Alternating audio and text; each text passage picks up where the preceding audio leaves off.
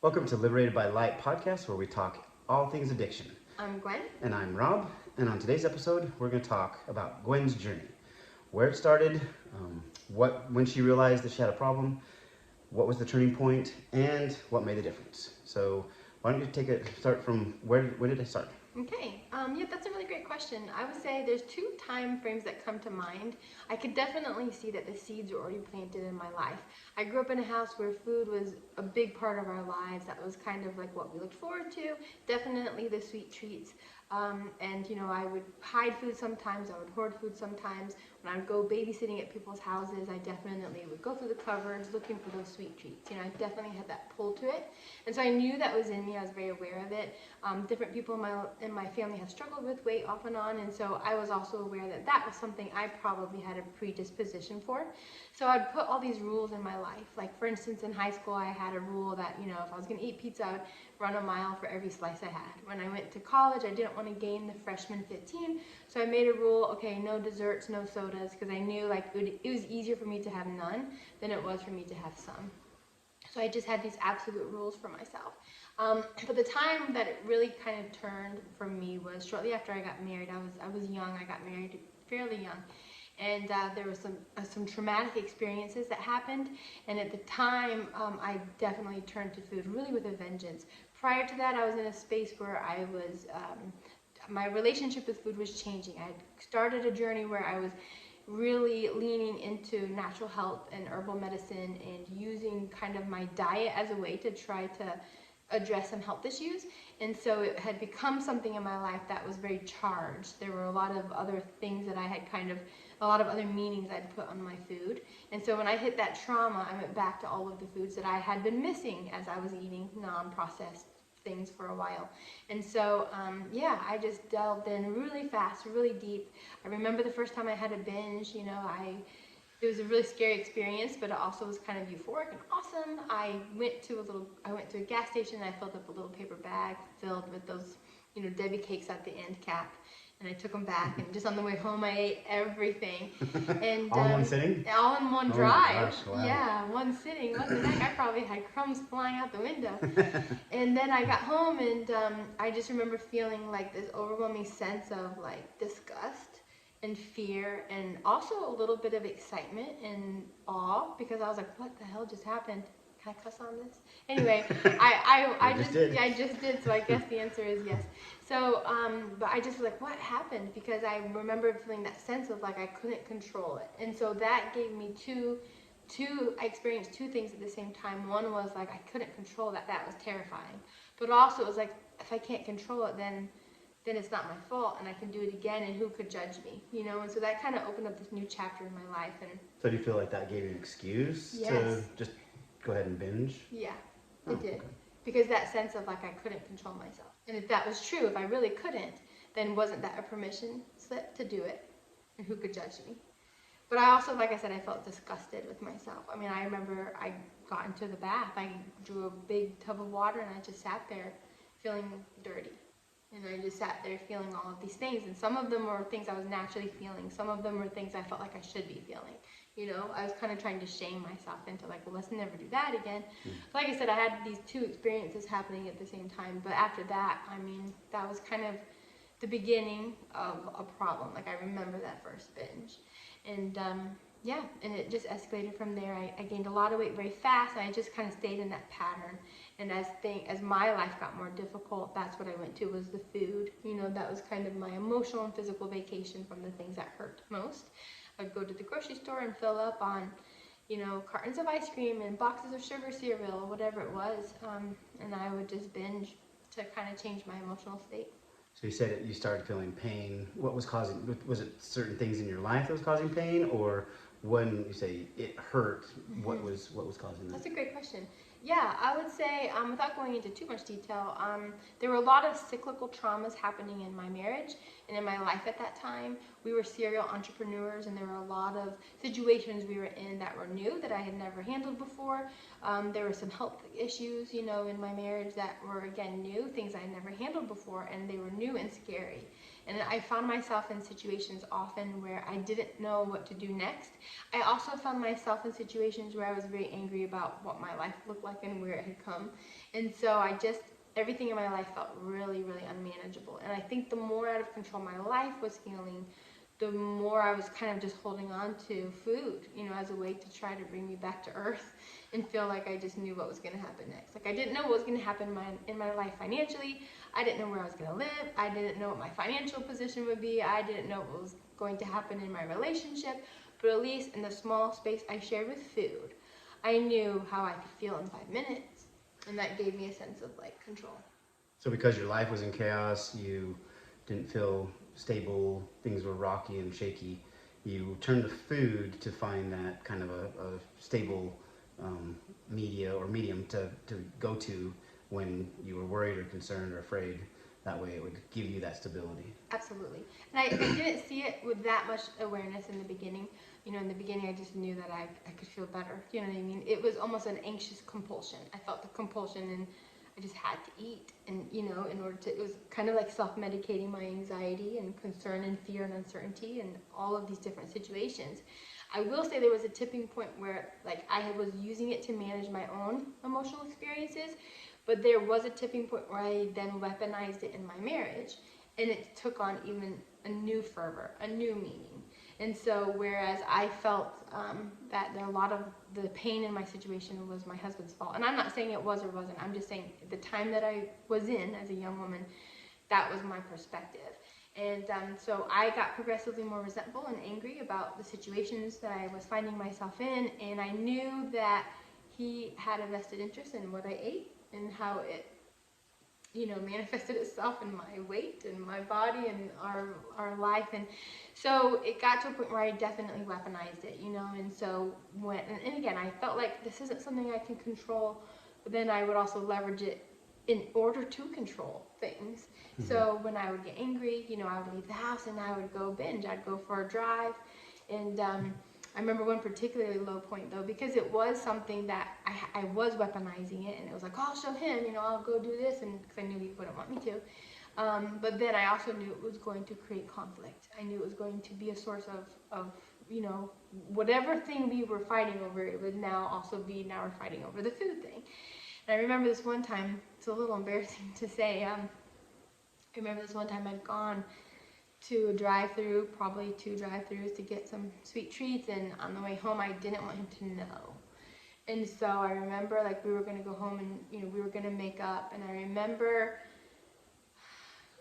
licking my hand and wiping my face, trying to get rid of any smell or any crumb or any remnant. I just didn't want him to know. And so yeah. So it kind of looks like it, as you progressed along in this, it kind of went up and up and up and up and kind of ramped up and got more difficult, more of the addiction came out. You were hiding things. You were trying to find means and ways to eat things. So what was the turning point? What made you hit rock bottom and go, okay, I have a problem. Now what do I do to fix it? There's got to be, a lot of times you hear people say that I've hit rock bottom. What was your rock bottom? That's a great question. Again, so there are kind of 2 moments that come to mind for me. The first time was when I realized like somebody had put a word to this and used the word addiction, that I had never thought of it like that. Prior to that, I was like, I just love sugar. I just love sugar so much. And but somebody had approached me. It might have been a family member of mine. I know my mom gave me a pamphlet that someone had given to her on Overeaters Anonymous. So it was a program. It was a 12-step program. They had adopted like the 12 steps from Alcoholics Anonymous into like the overeating model. And so somebody approached me about that, and like, because clearly I was in a place where I realized like this isn't just me having a sweet tooth. I used to joke like, oh, I just have an 80-pound sweet tooth, but clearly there was something else going on, the way that I would eat, the way I couldn't eat, and the times that I would eat. And so I went to a meeting, and this was probably maybe a year or 2 after I had started to binge. I feel like it was fairly early on. And I went to a meeting, and I was sitting there, and people were talking about their experience with food, and I realized like they were having the same experience that I was having with food. And I just was crying because I was like, these are people who are giving words to my experiences. And so I felt like I'd found something that could help me. you were able to find other people who had an addiction to food. To food, yeah. And were still, and you could see that they were struggling with the same things that you were struggling with. Oh yeah, they sure could. I mean, they sure were. Because honestly, it kind of was a group commiseration. There weren't a lot of people there who were like, I've been where you are and I'm on the other side. It was like, I've been where you are and I'm kind of still there, you know? And so, but I appreciated the company. I appreciated feeling like I wasn't alone. But again, it reinforced the idea that I don't have control. And so there were two things that happened. Like when I was approached with this possibility of like a 12-step model that could maybe, you know, one of the steps is you come to believe in a higher power that could restore you to sanity, to restore you to like, you know, being okay. And I had always believed in God. So for me, it wasn't like, oh, well, could I? It's like, no, I'm sure that's a thing. But at the same time, it was this idea that, you know, but it was an addiction. But if it's an addiction, you don't have control. Because I had always heard, you probably know the phrase, once an addict, always an addict? Yeah, who hasn't heard that? Yeah. You know, and that's kind of discouraging. You know, I was in a room full of people who proved that. People who'd been in that program for 20 years, 30 years, and here they were still coming to meetings and struggling, you know? So were those meetings the point where you started to hit rock bottom because you saw other people having the same problem? You're going, well, I guess I can't do anything about it, or? So that, I would say that's when I realized there was a problem.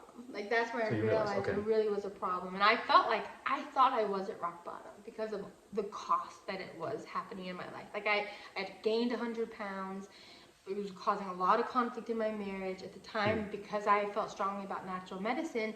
I literally believed that my food choices were causing me to be infertile.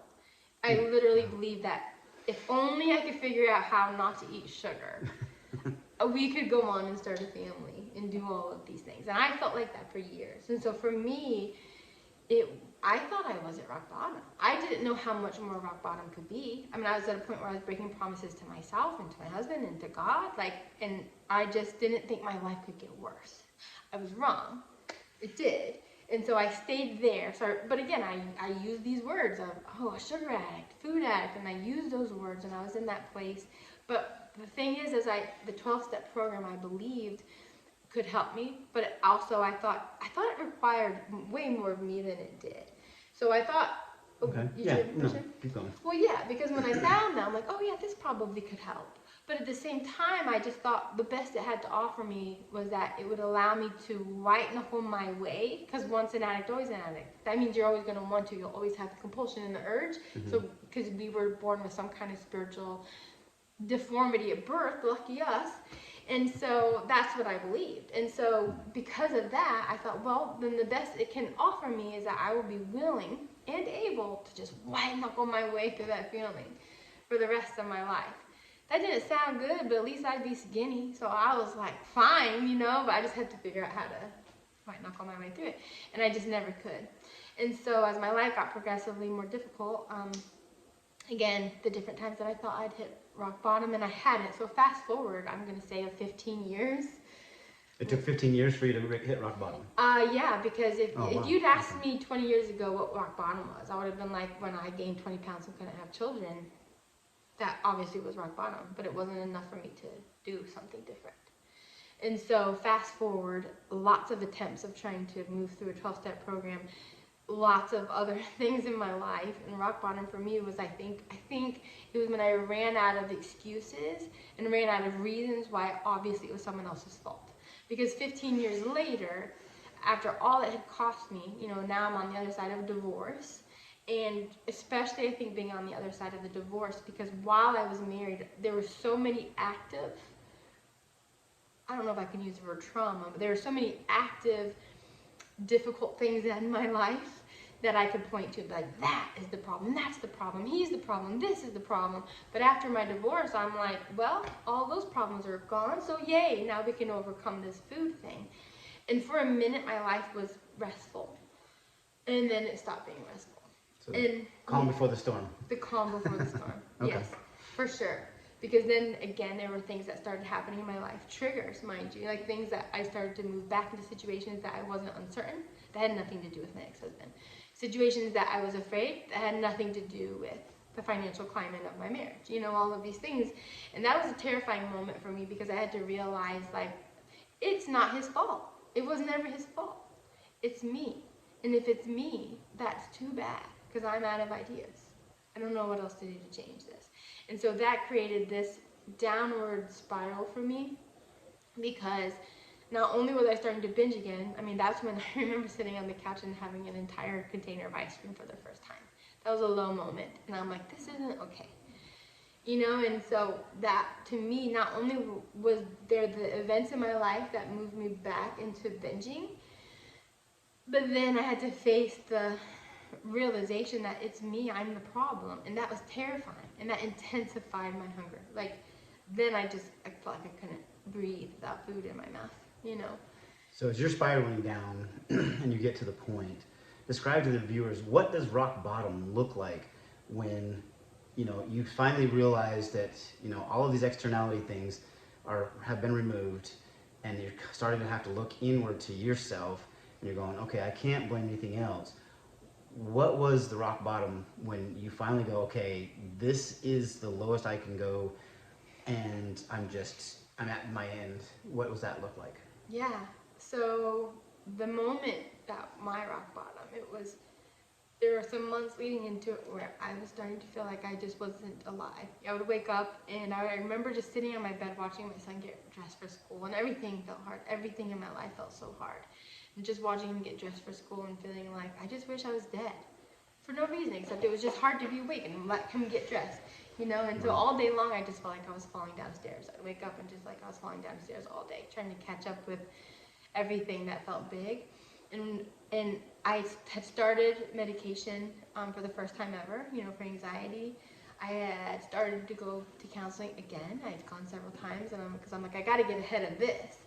And then I was still in the situation I was in. It wasn't changing, and so that I felt so hopeless. Going like, I had done everything, and by then, like the year before, I tried to even go through the 12 steps on my own. And so I'm like, I've done everything. I'm out of ideas. I'd been keeping the 12 steps in my back pocket like a blank check that I could just cash when I was finally ready. And a year before, I'm like, I'm ready. Let's do this. And I did them. And here I was, a year later, wishing I was dead, eating like a crazy person, had gained another 60 pounds. And so I was like, then there's nothing else. And there's nothing else. And so rock bottom for me was the night that I fell asleep holding my phone in my hand with the suicide hotline number there, ready to call, just in case I had to. And I was praying that I wouldn't have to, that I would make it till morning. I did, by the grace of God, I did make it to the next morning, but for me, that was like, okay, this is different now. I'm in a fight for my life. Like, I'm out of time to fix this. There's no more time to figure this out. It just has to be fixed. So you actually fell asleep with a phone in your hand with a number dialed in, just in case it got too painful or too bad in the night, that you could just hit the dial and it would dial it for you. Yeah. And you could reach out to someone. That's how low that had gone. Yeah. Wow, okay. So you're at rock bottom and you have the phone open. Luckily, by the grace of God, you made it through the night. What was the difference? What made you get up from the floor, from the bottom, and go, okay, I'm ready to start my recovery now? What was that? What made that difference? Great question. That's a great question. So, as with all stories, there were a series of things that happened prior. In that moment, they all kind of converged to be the miracle I needed. One of those miracles was a woman in my life named Mary Ann. I, in another life, was a book editor. I helped people with their book projects, and she was somebody who I had helped in the past. She was a life coach, had used the 12 steps to recover from her own stuff. And and she had told me, you know, we had kept a good friendship. And she's like, hey, if you ever need anything, call me. You know, she was now a certified life coach, helping a lot of people. And that morning when I got up off the floor, I like the words you used, that morning when I got up off the floor, I'm like, I need help, and I need more help than medicine is giving me and my counselor is giving me. Let's try this one. Let's, you know, use that lifeline and call a friend. And so I called her, and I'm like, hey, friend, this is where I'm at. I need help. And she said, Gwen, she said, I have spent tens of thousands of dollars learning strategies, and I can help people. She's like, but nothing that I've learned comes close to doing for people what 12-step did for me. She's like, so I would start there. Call me if you need anything. And that really discouraged me. Like, on the one hand, I was like, yeah, you'd already done it. You'd done yes. it multiple times, from from the past. I mean, you're talking about 20 years worth of in and out, in and out, in and out, and now she's telling you to go back and try the same thing that you had failed with. I mean, and it probably was just a year earlier as well, because you said right before you hit rock bottom, you had gone back and were trying the 12 steps, and now she's like, okay, yeah, now that you hit rock bottom, go do the 12 steps. Yes. That must have been pretty discouraging. It was extremely discouraging. And it wasn't even so much that I believed 12 steps wouldn't work or that God couldn't fix me. What I believed by then, especially because I tried so many times, is that clearly I'm broken. I can't do it. I can't do my part so that this thing can work. And so, but at that point when she said that to me, you know, I mean, the vibe I got was like, do that first, then call if you need more help. I'm like, well, let's get that out of the way so we can go on to the next conversation so she can help me with like the real life stuff. And so I was like, I better put forth this effort at least, you know. And but I struggled because I felt like, well, I don't really want, I knew I would need a sponsor because I hadn't been able to do it by myself, but I didn't want a sponsor. The last thing I wanted was somebody looking over my shoulder, policing what I ate, because that sounded really familiar to me from other times in my life where that had been a trigger when I had weaponized food, and didn't want that. I was like, because that's just going to make me eat like a crazy person, you know, having somebody looking over my shoulder. And then I also didn't want to have to cut out sugar and white flour, although it wasn't even so much that I didn't want to, although I didn't, because who doesn't love key lime pie? I'm just saying, I didn't, but more than that, I didn't feel like I could. I'm like, well, I've been trying that for decades, unsuccessfully, so it all sounded like the same thing I had been trying and failing at already. But because I now felt like I was in a fight for my life, I was like, well, let's try this whole thing again. Let me invite someone into my life to police my food as I swear off sugar and white flour again and give it a try. And luckily, like when I was going back to explore 12-step, I prayerfully, I mean, honestly, it was just kind of by the grace of God, I ended up finding a sponsor who, was like the first conversation we had. She was like, so yeah, I don't really care about what you eat. Like, I'm not going to be looking over your shoulder checking your food. Like, if you're looking for someone to send what you eat in a day to, like, I'm not the one. She's like, I'm what they call a big book sponsor. So I work out of the Alcoholics Anonymous book exclusively. And all I'm going to do is mentor you through the 12-step process and make sure you're doing that. She's like, because this isn't a sugar addiction. This isn't a white flour addiction. You're addicted to compulsively overeating. And that resonated with me because I'm like, yeah, because I want to gorge. You know, I don't want a bite of a Snickers. I want 10 Snickers. And unless it's 10, I don't feel like I've had a Snickers at all, you know. And so, yeah, I was honestly just kind of by the grace of God being matched with the right person, the conversation I needed to have with God. And she was kind of the one who had it with me at that time. And that was kind of the beginning of a really long process for me, but yeah, that slowly got me through the door of getting on the path I needed to be on to figure this out. So it took you quite a while to get into recovery. Obviously, recovery takes a while, and I think that might be a good thing to explore in another episode or podcast. But with the time we have left, why don't we go through a couple of questions? So the first one would be, what does it take to recover? So if somebody's out there who struggled like you with, whether it's your same addiction or something else, what would it take for them to recover, or, you know, given your process? Yeah, thank you. For sure. I would say the first thing that I would say is recognizing that the addiction is not the problem. So if you're moving through an addiction recovery program with the intention of continuing your fight against your addiction, that's a fight you've already been in for a very long time, and you're tired. The last thing you want to do is to continue that fight that you've been losing for a very long time. And so I would say shift your focus and understand that, like for me, I didn't get to be over 300 pounds because Oreos were that good. I mean, they're good, but not that good. I got to be over 300 pounds because I hurt that bad. So I had to adjust my thinking from focusing on the food and the addiction to focusing on like solving the problem of my pain, which the addiction was the solution I was using to solve my pain. So what I needed to recognize was that, okay, the addiction is only the thing I'm using to fix the problem. And that's why I really have a problem with the once an addict, always an addict model, because first of all, it's not true. But second of all, it suggests that you're always going to have that compulsion to do the thing. Again, some spiritual malformity that we were blessed with, right? But in reality, if that's true, then all you can do is reshape your life so you're not doing the thing, but you still will want to forever. And so that's a problem. And it's not true, because like I said, for me, it took reframing the whole experience and understanding that I could focus on removing the pain.